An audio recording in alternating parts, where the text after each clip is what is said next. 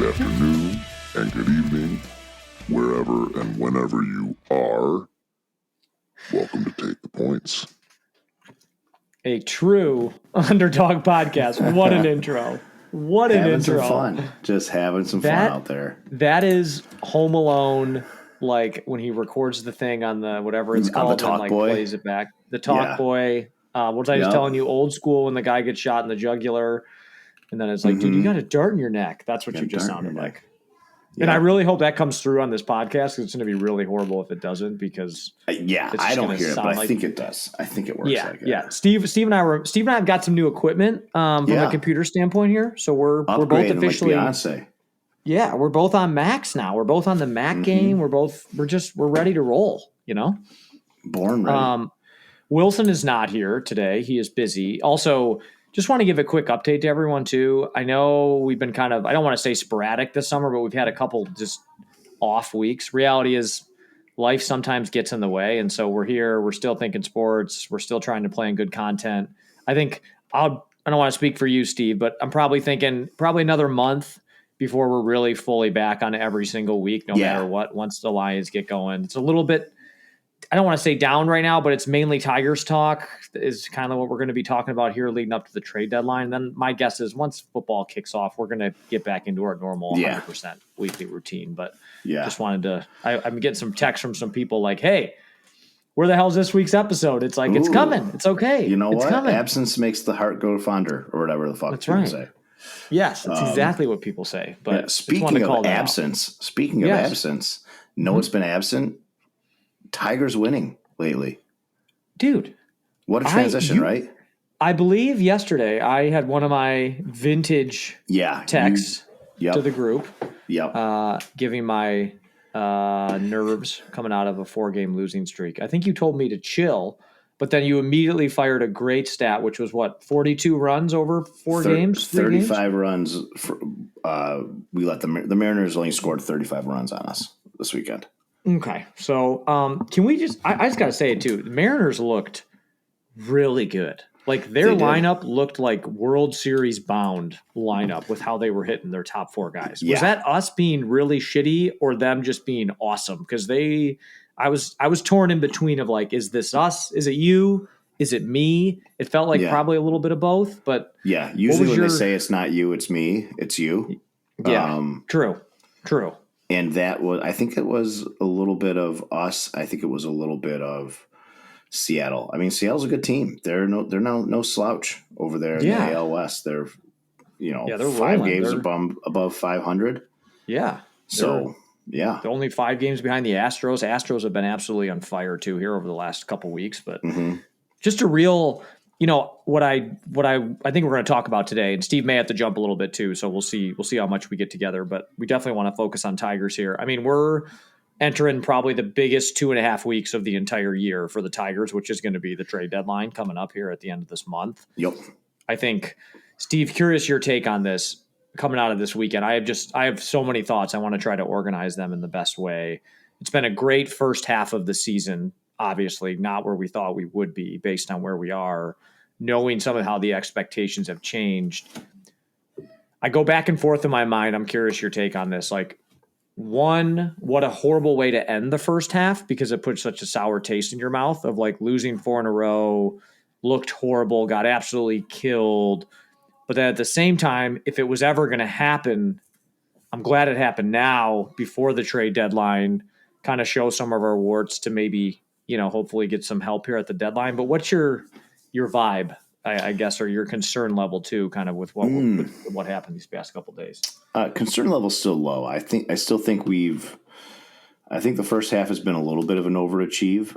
I think we're playoff bound. We're going a little bit. Are you nuts? A little bit of an overachieve, massive overachieve. But then you look at the way this team plays, and you've sustained it for the last quarter of last season and the first half of this season. You've done this for 100 games now. Fair, right? Like fair. When you put it that real, way, right? It's a good enough sample size. I think a little bit of an overachieve, but Scott Harris has ideas on how to make this team better. There's a blueprint here. There's a plan. They're gonna take steps to get better, and you just hope that it pays off. Now, are they going to go and try to get like a big name like Bregman? I don't even know if he's available or if that's no way. Boston's not trading him now. They're only 3 games back. Right. No but he might opt out of that deal. So who knows? But what's your concern level? So what's your concern level? 4, Give me a scale of 1 to 3, 10. 1, oh my 4, God. 4. 4. Okay. Yeah. Low. You're bound to get swept. You're bound to drop series. It's a long season, 162 games. We haven't been swept. This is the 3rd series we've lost or we've been swept this year. Yeah. What is it? Yeah, Dodgers, Cleveland did it once. And then Seattle. So yeah. And we've won outside of those 3 sweeps. I think we've only lost like 2 series, 3 series outside of that. Yeah, it's crazy. So the team's still good. Arm's getting tired. You need the All-Star break. Couldn't have come at a better time. Yeah. Yeah. So do you think Scott Harris? Let me rephrase. Do you think what happened this past weekend was a blessing in disguise for Scott Harris, or do you think he already knew? We have the 20th ranked bullpen in terms of ERA in all of baseball. We have, I think, the 30th ranked whiff rate, which means we're not missing bats coming out of the bullpen. Like, do you think this proves that or shows him, or do you think he's a smart enough guy that he already knew, like, yeah, we got some issues here outside of Vest? I mean, you sure hope he's a smart enough guy. I hope. But couldn't you have seen them talking themselves into, like, you know what, we'll be all right. You know, Canley's good. Chase Lee's been fine. Like, Holton's getting it together. Like, Alex Lang's going to be back. I could see them kind of just doing this thing that these Detroit sports teams love to do, the Brad Holmes syndrome of, like, we're good. We just got our guys. We're good. Yeah. They're going to be fine. Certainly could have gone that way. I think the Tigers are in a very unique spot because the window of contending is really this year and next year. Yeah. Right. My hot take is that they're not signing Skubal. If they are, it would have been done. Is my opinion. Yeah, I agree with that. So I don't think they're going to do it, and I don't think they're going to trade him either. I think they're going to try to win with him. So you better go all in this deadline then. Like, that's my thing. But then again, you have this the post Skubal era. What's that going to look like? Do you want to be shit again like we were the last 10 years, or do you want to actually have these young kids come up and? It's just a weird time. I think Scott Harris has a plan. He's going to stick to it. I think we are going to get better. I don't think we're going to get – you're not going to see Max Clark traded. You're not going to see Kevin McGonigal traded. You're not going to see Casey Mize traded, right? You're going to see some frugal moves, or what's the word that they always use? Conservative? Stupid? No. Cheap? No. Marginal? Shrewd. You will not see any shrewd moves, is what you're saying. I think you're going to see some shrewd moves. Moves that may not look the best on paper, but fill a role. Wow. Right. So what's your biggest need? You a right-handed bat or a bullpen guy? I think both. I think you got to do both. Yeah, you're in for both. And I think what they're going to deal for, I think the pool of talent that they're going to use to get these guys are the Kaiser Monteros of the world. He ain't getting anything back. Come on. Sawyer Gibson. He's a young and controllable MLB ready pitcher. No way they're trading compared to what, Robbie? Compared to what? 0%. The 13th ranked starter in our system who has never pitched above AA ball. No. What I'm saying is I think if you want to talk players that would probably net some type of return, that's where you look at, does a guy like Matt Vierling get dealt out the door? Like, sure. It's that and type he's another of guy. one. Yeah, Matt Vierling. Yeah. But I think you do. I only say that's yeah. But I think you do a package around a guy like that because do you want to take on? Like I said, do you want to take on a pitcher from our farm system that isn't going to be here for 3 years and may not even make the big leagues at all? Or do you want someone like Montero he's gotten starts and he's shown some promise and he's going to be under team control for the next 7 seasons? I guess I don't think let me rephrase that, Steve. I don't think they're going to trade Montero for the type of guys that they're going after, which they're going after rental relievers. You don't give up a guy like Montero if you're going after a guy that's on a 1 year deal, is my point. Like, I see them dealing Montero for if it was like a Emmanuel Clase. I'm not saying they would do this. Like Montero would be like the third guy in that deal. They'd have to have 2 high-end prospects going over too, but like that's the type of move where I see them including a guy like him. Because Steve, the dirty little secret here, Tigers pitching is shit outside of the major league level. They've invested a ton in their positional players, but they have really very minimal organizational depth when it comes to pitching. If you look at where we were 5 years ago with Al Avila, right? He was very big. Same with Dombrowski. He was big on taking like right-handed starting pitchers is what they did for all of those years. I mean, Skubal obviously is a lefty, but the organization shifted now. Like look at Harris yesterday in the draft. Yeah. They took two positional players. First one was a high school shortstop. He weighs as much as me. Yeah, like, right. What? Yeah, that's a tough one. Yeah, that was an interesting thing. But I think our depth of our team, our organization, to me, is more in the left-handed bats. If you look at where we're at, we have mostly left-handed bats, mostly infield or outfield positions. That's where you say, okay, could you shed a guy like Vierling and a Lorenzo? Let's just say, I'm just throwing it out there for maybe a guy that's got a couple years versus like, I think they came out and said, like ESPN came out and said, okay, who's the best match for the Tigers? And it was like David Bednar from the Pittsburgh Pirates, right? Like not a big name, but someone that can come out of the bullpen throwing gas. Like that's on a 1-year deal. Like that guy's not going to cost you the same as. No, he's not going to. That's where you're getting into like your 20th, 24th, 18th ranked prospect. For sure. But what I'm saying is like a guy like Montero is going to, or putting a deal together around Vierling, Montero, and Roberto Campos. Right? Yeah, like a decent prospect is going to get you a reliever that probably isn't going to – you're not going to see this trade go down and be like, oh, wow, what an incredible trade. But it's going to be a guy that's like under team control, and I think he's going to improve. I think he's going to be a better – like a situational fit, right? You're going to be a guy that's going to be better in our bullpen than he is on his current team.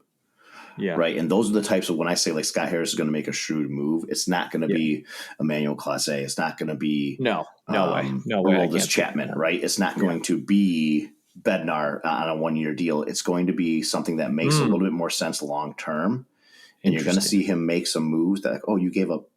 Like no one is going to be upset that Kiter Montero is getting traded, but the value is going to be that he's a young MLB ready starter that's going back to a team in return. And you look at a team like the Pirates, you look at a team like all these other bottom feeder Arizona, teams, Colorado. Right? That's what they need. They need these teams with high, young, cheap, controllable arms. Yes, is what exactly. They want. So that's where I think you're going to deal from. Yeah. Interesting. Very, different. I get what you mean by shrewd now in terms of just like the fact that I'm with you. I don't see this Tigers veering as much as I want them to, veering from their plan of we're going to go after, unless the asking price is just super cheap, which bullpen help tends to be that way, right? You may have to give up your 9th best prospect for a guy. Harris has shown they want these guys that are on, have a couple years on the deal because you just, but again, that's just going to cost more. I think they need at least 2 bullpen arms at the deadline. Yeah. Like I think you get a guy like Bednar plus there's a couple guys from Arizona. Right. Like there's this Griffin Jacks from Minnesota who's pretty good. But again, Cade Smith, like it's going to be tough in division to see Cleveland or Minnesota doing that. I wish that they could, but like if you could tell me, hey, we can go out and get Cade Smith and David Bednar. Like now I'm good. Sure. Like that's awesome.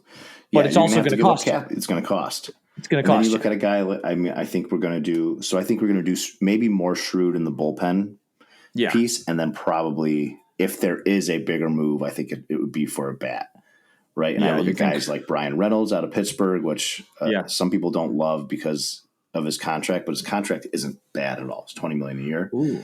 And a little Bednar, Bednar and Reynolds for something. Yeah, take whatever. Right, because the Pittsburgh Pirates, again, you got to look at the way that these teams all operate independently of one another, right? Is a team going to be jumping for a deal around Vierling, Thyron Lorenzo and Kiter Montero? No. Right. But would a team like the Pirates, who traditionally never carry have a significant payroll, be willing to just say, hey, you're going to take the rest of this deal. Okay, here you go. Give us whatever. Yeah. Right. And then Brian Reynolds having a shit year, but a pretty good player all around otherwise. And that's a guy that's going to come in and hit 6th or 7th in this lineup. Great. Yeah. Awesome. Yeah. He instantly makes the team better. I think he'll play better. He's been better since he had a terrible May, but has been better since. Yeah. Guys like Taylor Ward in LA, another shit team over there. Yeah. That team that should have traded Mike Trout 4 years ago. Yeah. And they'd be in a way better place. But now you got Taylor Ward, free agent in 2027, and big right-handed bat. Doesn't hit for average, but hits for power. Again, that's the kind of guy that you want. Like, okay, this guy's going to come in and hit 7th in your lineup. Yeah. Awesome. I think it's probably, I think it's like, strategic bullpen help. I can tell your daughter's fired up about this too, Steve. She's jazzed up. I love it. She's fired up. Hit that mute button here because no, dog, you're good. That's my son too, by the way. Oh, is it? Wow, impressive. He sounds like Tommy Canley. He sounds like Tommy Canley yesterday, which Wilson's going to audit. Wilson's going to edit this out, so you won't even be able to hear it. But still, it's fun for conversation. No, I was just going to say too, like, I think it's a strategic bullpen arm that just gives AJ 1 or 2 more things out of the bullpen. And then I almost equate this to like the Chaz Lanier pick for the Pistons, where like you just need a guy that's going to like be strategic. And like, if you want, like Suarez has been popped up, right? That's like the sexy name, which means it probably won't happen. Like you want to go get Suarez, Eugenio Suarez. I've always had trouble pronouncing that. Yeah. Guy's going to strike out a lot. He hits like 220, but he hits for power, and he's a right-handed bat, and he can play third base. Like that's the type of guy you're trying to find. Your Omar Infante, right, of the trade deadline. That's someone that can come in, play decent defense, and give you the power bat. They may not start every game, but like you're just looking to get better. Where like you saw yesterday too, Parker Meadows not hitting super well. Matt Vierling not hitting very well. You got Vierling, Jake Rogers, and Parker Meadows all at the bottom of that lineup now with Baez hitting 9th. That is 4 out of your 9. That is tough. Yeah. Tough. Yep. You know? You have Vierling, you have Wenzel Perez, you have Zach McKinstry, 3 guys who offer very similar skills, very similar skill sets, similar pros. Yeah, for sure. To them, and McKinstry's just having the best year of the bunch, who absolutely deserves to be an all-star, by the way. 100%. You don't. 100%. No one will sit here and say Matt or Zach McKinstry's a fantastic player, but he's having a fantastic year, and for sure he is. The all-star game. Same here. Yeah, I didn't even touch on that to start. I've been so fired up with just. It's okay. Like the all-star game sucks, by the way, too. So, like, who cares? Yeah, I mean the home run derby too. Back. Yeah, right. I'm tired of that. Yep. I think Steve, I feel so weird with the Tigers here because I'm just like, it's been an awesome start to the first half, but yet it's almost like the Lions at the deadline last year too. Granted, they had injuries, but you realize like I see the future of this team if we do not make a move, and it is a good team, not a great team where this bullpen is going to come back to bite you in the ass. Like we said last year with the Lions, with the pass rush, it was going to come full circle, and it did. Like that's why they ultimately had their demise. You just got to think like Scott Harris is in that same moment that Brad Holmes was in here with, I would argue, I mean, he's got a better team, maybe comparatively. I guess the Lions still have the best record in the league. So you could go back and forth on it, but like it's very, very similar parallels here where, do I want to go all into your point? I don't see Clark or McGonigal moving unless you're like going to get Paul Skeens or someone. Yeah. And you're not getting Paul Skeens. Pittsburgh would be, that'd be franchise suicide trading away the best pitching prospect since Verlander, right? In his second year. It's insane. Yeah. It will not happen. And that's where I do think those guys are untouchable. In my mind, it feels like Harris is not touching those 2 at least, but the rest. No. There's no one out there to be had, right? Like you're not getting, there's no Juan Soto deal to be had this year. There's no. Yeah. Bregman, I could have saw maybe. Bregman, but his contract, he's not worth that because he can easily opt out. He's gone. Right. Yeah, he's gone. There's no guarantees when you trade for a guy like that. So that's why I think a shrewd move, right, where you're getting a bullpen piece that's going to be around for 2 or 3 seasons.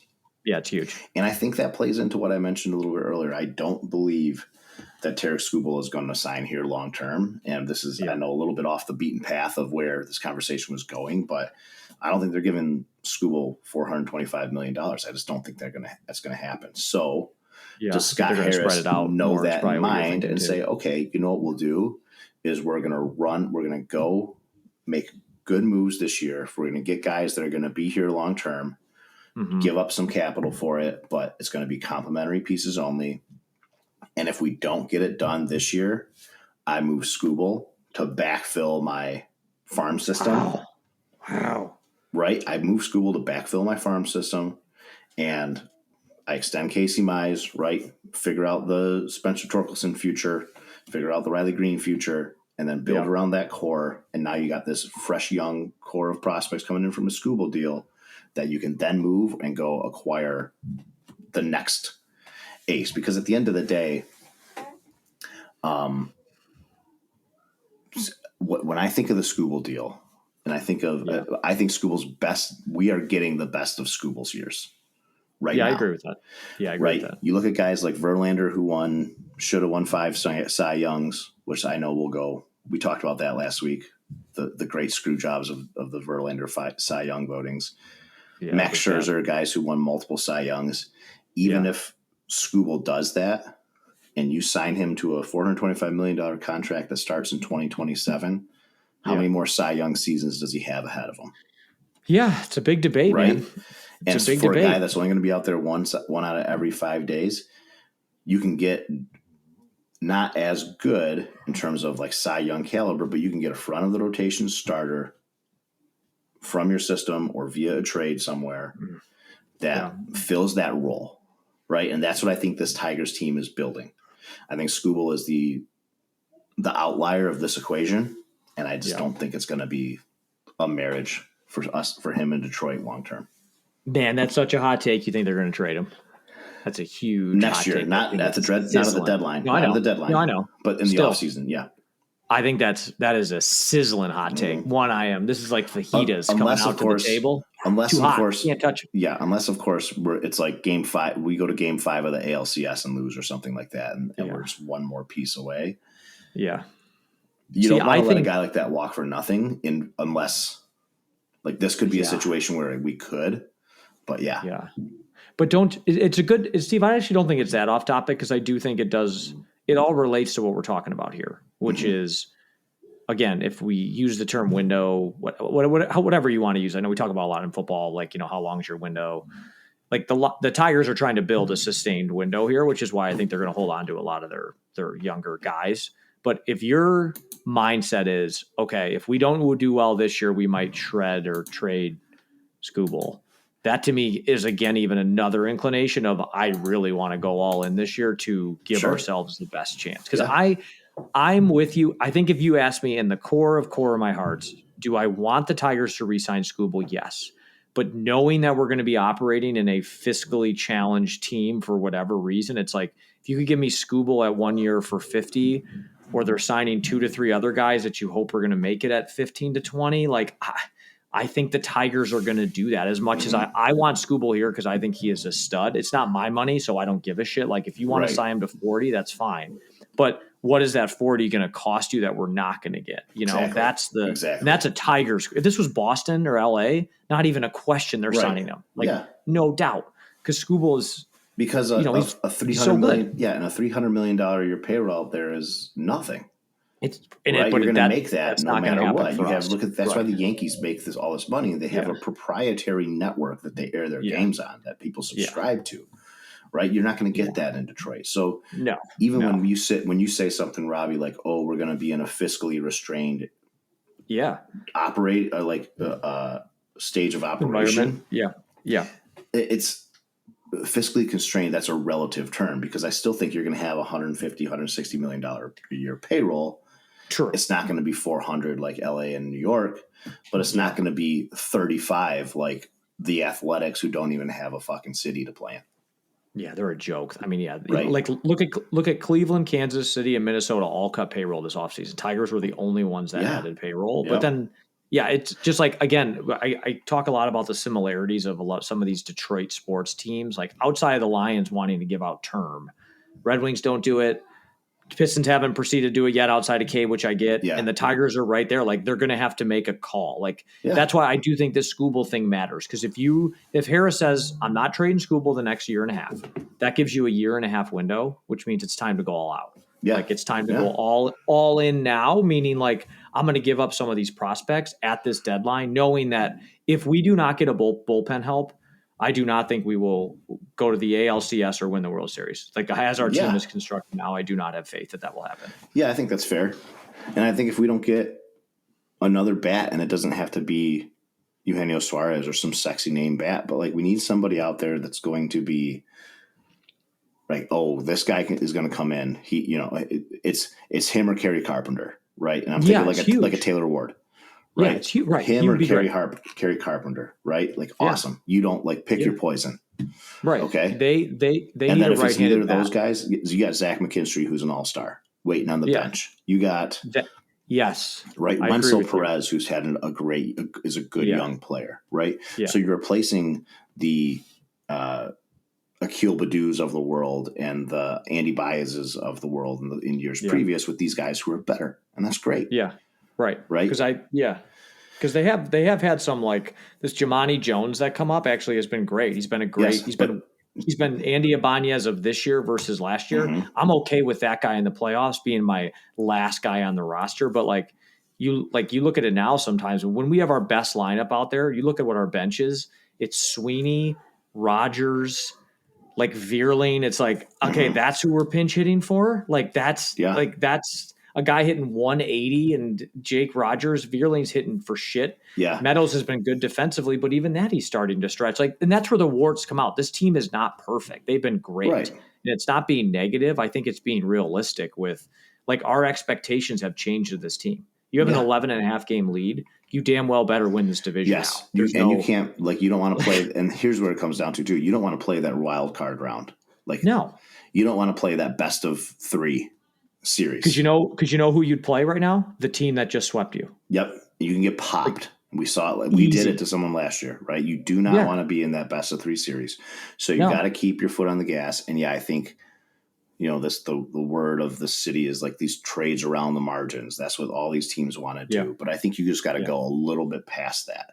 I agree. Right? Margin plus, where this is a guy, you get a bullpen arm that's going to be legit. Alex Lang coming back. Okay, great. Now you're adding, there's addition coming there. And then maybe get one more bullpen piece and a bat. Yeah. That in the grand scheme of things may cost you 3 of your top 15 prospects, but none of your top 5. Huge. Cool. Great. Love it. Awesome. It's going to cost you a Trey Sweeney to get a move. Like, that's what it's going to cost you, right? A guy like Trey Sweeney or someone like that. Like that level of prospect. Yeah, that level. Exactly. A 4A player. Yep. Justice Bigby down in Toledo who's been stuck there. Like, and that's fine. And I have no issues with that at all, because I think the dirty little secret, Steve, too, is our pitching has carried us. And if you look at where we faltered over these last 3 weeks, because really since like June, they've really been a 500 team is the reality. And that's okay. They've gained ground in that time.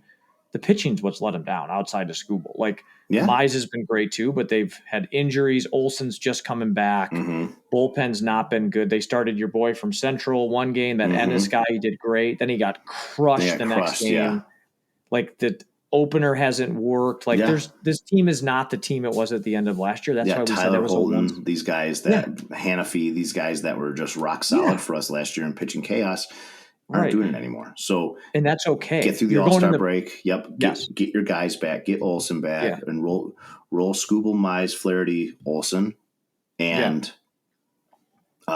Montero, right? Or then do pitching chaos that 5th day, right? Who cares? And use Sawyer Gibson Long, obviously another guy, but like those guys could be moved in a deal too. Young guys with starter games under their belt could be parts of deals, and I'm fine with that. Because you got 4 starters that you can build around. Yeah.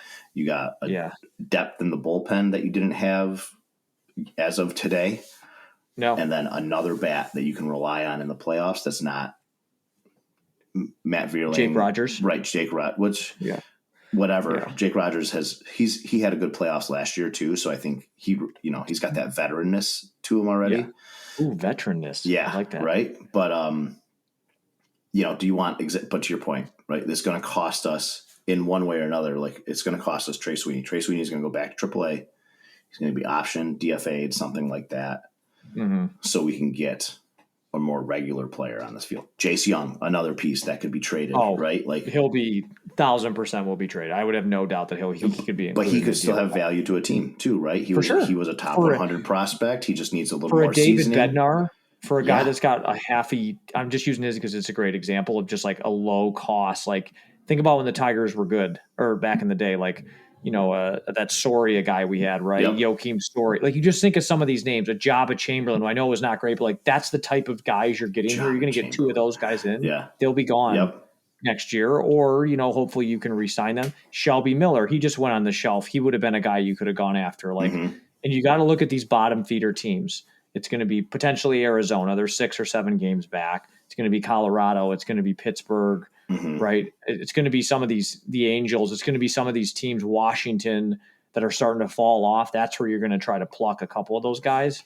And like, I think if you look at what Dave Dombrowski was great at, he tried his entire career. He always went for it. Yep. And I respected him for it. He never really got it right in the bullpen, but come trade deadline, we were hunting horses. And like the way that he did that, Steve, I think you're onto something, is you could see some MLB players being moved. Yeah. Like guys Drew at the Smiley for level. David Price. Remember Drew Smiley and Austin Jackson for David Price? Yeah.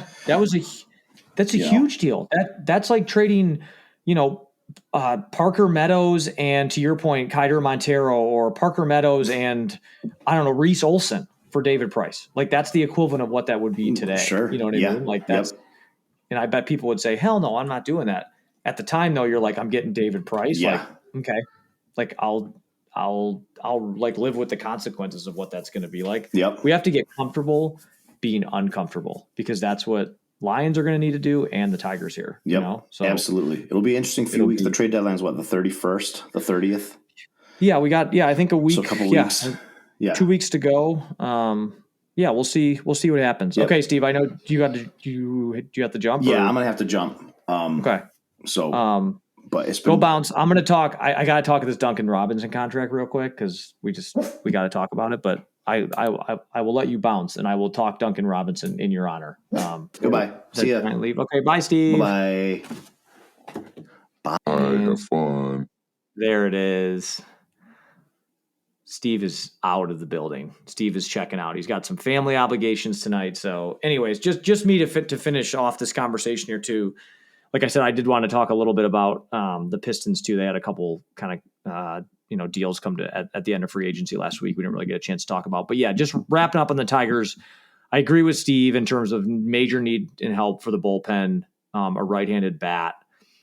I think the one thing we didn't really get to is like, how am I feeling at the end of the first half of the season? And like I said, I think we've way overachieved on what we thought we were going to do. I think we've proven that what happened at the end of last year was not a blip, and that it's real. And this team has shown that. They're going into the break with the best record in all of baseball. Again, even despite losing 4 in a row, they're 2.5 games up on the Astros in the American League at 59-38, which is just incredible. And they still have a 1-game lead over the Dodgers at 59-38. No way in hell to start the year, if you would have told me that, would I have ever believed you, ever. And so I got to take everything with context here, and just probably a sense of realism. Like, do I really think this team has the best roster in all of baseball and is the best team? No, I don't. I still think the Dodgers are the best team. But do I think with a couple strategic additions, this team could be close to the Dodgers and have a real fighter's chance? Yes, because a guy like Skubal gives you that opportunity in the way that, your bats are performing right now with a guy like Riley Green, who's been great. Torque's been okay, but Gleyber Torres, like, you have some of these pieces where you can see if we can get one more bat, 1 or 2 more bullpen guys, maybe 1 more starter, what this team could be. I think the fact that you're already, the best team in the majors by record so far with a flawed team gives me optimism and hope. And I hope that Scott Harris sees that. And like I said to start, I think this could be one of those best case scenario situations for the Tigers where you get kind of a taste of reality against a team that you would potentially play in the playoffs, in the Seattle Mariners team. They came into Comerica Park and kicked your ass. And I think the fact that they did that, hopefully sends a jolt through the organization for Scott Harris to realize Tommy Kahnle out there throwing changeups that are getting crushed, probably going to need a little bit of help because they do not have swing and miss guys out of the bullpen right now. That is the secret, dirty little secret of the Tigers bullpen. Even though I think they ranked, like I said, 20th in ERA in the bullpen, they just their whip or their whiff rate has been horrible. Whiff is just how often do your pitchers come out and miss bats, and the Tigers are 30th in the majors. Outside of Vest, they just don't have a lot of good strikeout guys. You see that with a guy, right, like Tommy Kahnle coming in, who's been decent, but that changeup is susceptible to getting hits. Hannafy, when he comes in, right, he's a ground ball guy. You don't see these swing and miss. You're going to need that in the playoffs because when you get to the playoffs, it's your starter goes maybe 5 innings and then it's all bullpen from there. That's why you need 2, 3, 4 guys that can be ready. And that's what I think is ultimately going to be the differentiation here for the Tigers. And so I think it's actually a blessing it happened now. They got a tough kind of schedule coming out of the break too, which I think is, again, potentially, hopefully going to be a good thing for them. I was hoping they maybe could have salvaged this series yesterday. That was a really, really tough outing, but they got the Rangers coming out of the break, and the Rangers have been kind of a 500 team. So, but again, you're in Texas. That's always a tough place for us to play. So I think that'll be a challenge for us to hopefully get some wins coming out of there. And then you're going after you play the Rangers coming out of the break, right? You got some interesting teams in there. And I think that's where it's going to come down to, all right, can this pitching staff hold up? Because, you could kind of argue, there's been some chinks in the armor here. And so do we think they're going to be able to push through? But you got Texas coming out of the break, then you got Pittsburgh, then you got Toronto, then you got Arizona, then you got Philly. So you got, Texas tough, Pittsburgh, hopefully you beat them. Toronto will be a great matchup. Then you got the Diamondbacks and Phillies after that. So, you hit in the second half of the season, you hope they find their stride. I think at the end of the day, the starting pitching is going to be key. Can Skubal keep it up? Can a guy like Mize keep it up? And then can Olsen, get back to his form and Flaherty? That's what this team thrives on. They've thrived on starting pitching. They're going to have to continue to do that. So we'll see what happens here second half. We'll probably have some more updates. Hopefully, maybe we'll get some moves here coming up next couple of weeks before the deadline on the 30th. Quick update, too. Wanted to talk about the All-Star game. Just what an awesome situation for the Tigers to have, 6 guys going, which is just absolutely incredible. You knew Skubal was going to be there. I saw Max Fried from the Yankees called him and said, hey, do you want to start? Do I want to start? Fried ended up saying, I think you've earned it and you deserved it. So Skubal's going to be starting, which is really awesome. You got a guy like Matt Vierling out there, Zach McKinstry, which is super cool. Just a super utility guy, ultimately ended up making the All-Star game. How cool is that story? But I think it'd be really cool to see 3 guys in the starting lineup, really 4 guys out there if you think about it. Javi at center field, which he hasn't played in months, which I think is hilarious.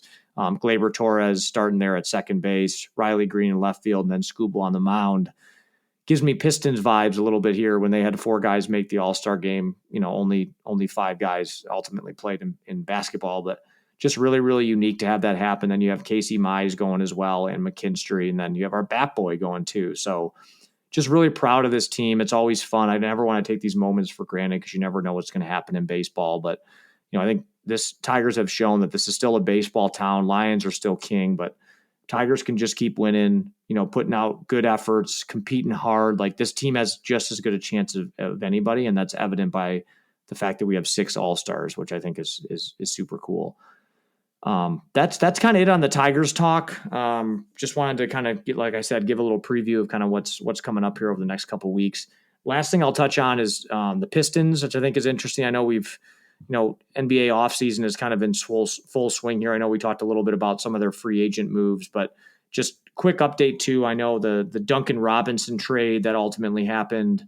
I think after all this stuff with Malik Beasley broke. But, Duncan Robinson ends up coming over from Miami. It was a sign and trade.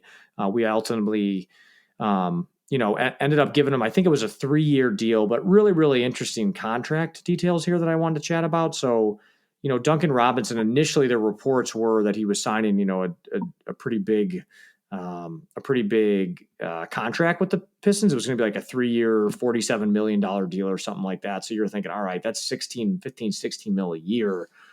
It's a lot of money for a guy that can't play defense, that can shoot with a team that's going to have some bills kind of come and due. But what I think is interesting is really his first year coming in is a $16 million salary guaranteed. But then it's actually the last 2 years of the deal are actually not guaranteed. There's only $2 million guaranteed on the second year of the deal. So this really could be a 1-year deal, $16 million plus a $2 million second year to kind of cut him loose, which if you saw Duncan Robinson in the playoffs, guy cannot guard anyone, but he can shoot. I saw he was at Summer League too, which was cool. He was talking to some of the reporters saying kind of what do you think he's going to be able to bring to the team. But really, I thought just a great contract overall. The fact that you can cut him loose if you need to, that becomes a tradable asset at the deadline too if the year doesn't go as you planned. So you really got him, Karis LeVert coming in. Say what you will about LeVert. We'll do a bit more of a season preview, but at the end of the day, the Pistons are only going to go as far as, Cade and Jaden Ivey takes them. They did not make a ton of additions outside of that. We'll see what happens the rest of this offseason. I know they got a little bit of cap space left still, but it's going to be these young guys trying to develop. And, Trajan Langdon came out and got asked the question, like, do you think our team is better? And he said, I don't know. I think this, Beasley thing really threw him for a loop and showed maybe a little bit of his immaturity as a GM, not to really have a backup plan and or be aware of what was going on with Beasley, which I thought those comments were somewhat interesting, that they were about to hand him a 3-year deal and they find out all this stuff going on kind of the day before free agency's open, so they had to pivot. But this is going to be a youth movement again, similar to what you've seen with the Lions, similar to what you've seen with the Tigers. The Red Wings are trying to build that. They just don't have the same amount of talent, in my opinion, as the other teams. So I think it'll just be interesting to see, is this Pistons team today on paper better than the team that they were last year? I would say no. I think losing Tim Hardaway, losing Beasley are two, and losing a guy like Dennis Schroeder are 3 big subtractions from this team. And really to replace it with Duncan Robinson and Karis LeVert doesn't necessarily move the needle for me without having a first-round draft pick either. So it's going to come down to the youth and development. If this does not go well, I think you'll have a lot of tradable assets at the deadline. But I thought the Duncan Robinson move, initially I was a little concerned with it, but after looking at the contract, I'm relatively pleased with kind of what that's going to look like. So anyways, yeah, that's going to kind of sum it up. So yeah, what do we got? 43 minutes here. Not a ton more else going on in sports. I know there was some Connor Stallion stuff that came out over the past couple days. He started chirping this weekend on Twitter, but we're just not in the football mood yet. I'm just not there yet. We're, I think, 3 weeks to go here till the Lions get going. I know we'll have spring or training camp getting started here pretty quick. So we'll have a Lions preview here coming up relatively soon, but focus here is going to be on baseball, any other updates we get from basketball. But yeah, anyway, so enjoy the All-Star game. Home run derbies tonight on Monday. Wilson's probably not getting this out till tomorrow on Tuesday. So hopefully you're tuning in for the All-Star game to watch our Tigers out there. And yeah, let's hope we have a bounce back series here coming out of the break. I think Olsen's going on Friday, and then we'll get Scooble on national TV on Saturday. So fingers crossed we get off to a good start. But yeah, thanks for listening. Hope everybody's doing well, enjoying the summer. Like I said, hopefully we'll get some more of the content here going once kind of the summer wraps up here and we start to jump into football season, which is the bread and butter of this podcast. But yeah, make sure, rate, review, subscribe. If you have any comments too, please feel free to leave them. I'm hoping next time when the whole crew's here, we can read through some of your comments. We're working on some fresh YouTube content coming out as well that Steve's going to be putting out there. But yeah, so thanks for listening to another episode. And we will see you next time on Take the Points, a true underdog podcast. See y'all.